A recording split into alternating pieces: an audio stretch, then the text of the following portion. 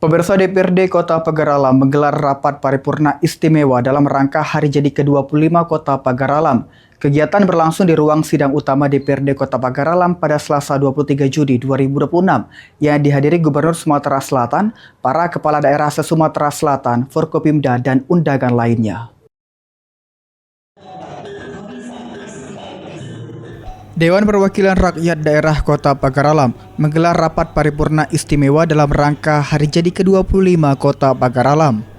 Kegiatan berlangsung di ruang sidang utama DPRD Kota Pagar Alam pada Selasa 23 Juni 2026. Rapat paripurna ini dibuka langsung oleh Ketua DPRD Kota Pagar Alam, Jenny Shandiah, didampingi Wakil Ketua DPRD serta dihadiri Gubernur Sumatera Selatan, para kepala daerah, Forkopimda, dan undangan lainnya. Gubernur Sumatera Selatan Herman Deru menyampaikan rasa bangga atas usia ke-25 Kota Pagar Alam. Dirinya menekankan pentingnya pemerintah daerah untuk responsif di era keterbukaan informasi serta menjaga sinergi antara legislatif dan eksekutif, terutama di tengah kondisi ekonomi saat ini. Gubernur juga mendorong optimalisasi potensi daerah, khususnya di sektor jasa dan pariwisata.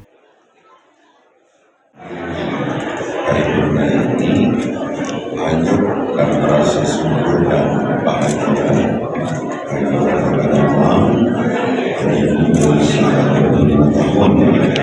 dan saat ini kita sedang dalam transisi perubahan format. Satu format keterbukaan. Sekarang ini masyarakat itu lebih bebas mengakses informasi apapun, dan ini pemerintah harus siap. Ini saran saya kepada kadang pemerintah itu mendapatkan informasi dari sumber resmi maupun tidak resmi. Sementara itu, Ketua DPRD Kota Pagar Alam, Jenny Shandiah, menyampaikan harapan agar di usia ke-25 tahun ini, Kota Pagar Alam semakin maju dengan memperkuat sinergi antar elemen pemerintahan dan menggali potensi, sumber daya alam serta sumber daya manusia untuk pembangunan daerah. DPRD juga menegaskan pentingnya peran media dalam menyampaikan informasi yang seimbang dan konstruktif untuk mendukung pembangunan Kota Pagar Alam. Mungkin kami menaruh harapan besar di usia yang matang 25 tahun Kota Pagar Alam. Pagar Alam menjadi lebih maju menyikapi seluruh dinamika yang ada.